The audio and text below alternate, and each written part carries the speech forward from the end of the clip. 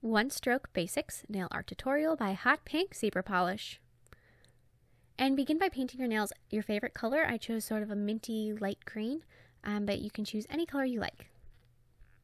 So then I'm using a paper plate, but you can use a palette or anything you like, and I'm going to put a drop of white and a drop of pink.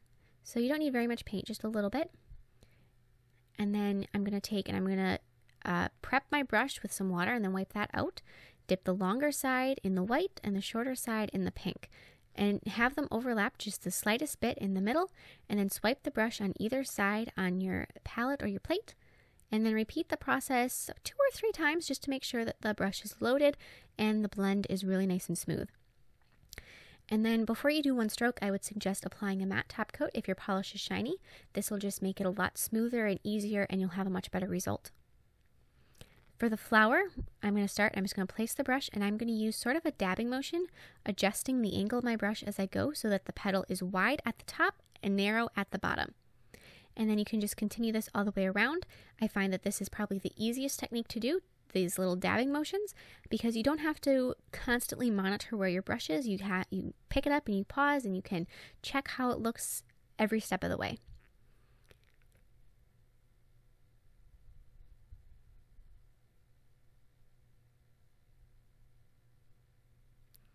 And then I'm going to add a second coat over the top of the petals.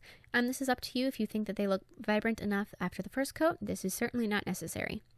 And now I'm going to be outlining just the outside edge of the petals. This is going to sharpen them a little bit, and it's going to make them look a lot more crisp and clean.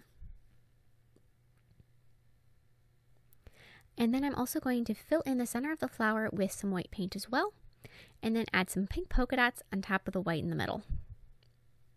For the ribbon, I like to just really pay attention to one side of my brush. So what I mean by that is I'm really focusing on creating the shape I want with just the white side, knowing that the pink side will follow and not being too concerned. So for the ribbon, you want to make a U shape going in one direction and then a U shape going in the other direction. And you want the little bits of pink to almost touch, of white to almost touch and come from the other side. So then create an outline of the white that connects those little gaps. So just like that, so it's like a giant squiggle across the nail. This design I would suggest practicing because it does take a little bit of knowledge in order to get it to look the way you want, but once you got it down, it's very easy and quick. And then I'm just going to touch up the pink to make sure that it has that rounded look that we are going for. And then for the butterfly, the top is almost like a V. So I'm doing the top part of the V and then curving around the bottom like that. And then the lower wing is almost more like a U shape. And again, this one takes a little bit more control of your brush.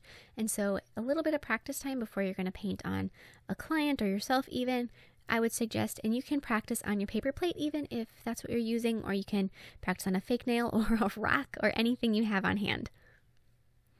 And now I'm going to be outlining the outside of our wings, just like we've been outlining everything, with some white.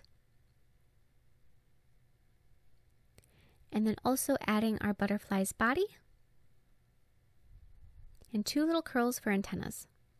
And then some pink dots just on the outer edges of the wings.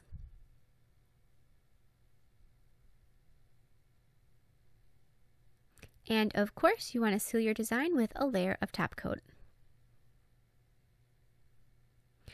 I would suggest always practicing one stroke. It's really easy, and once you get the technique down, you can do almost any design you want. That it is so versatile. So definitely something to practice, and I hope you like this quick tutorial, and comment with any questions you might have, and I will see you in my next video. Bye!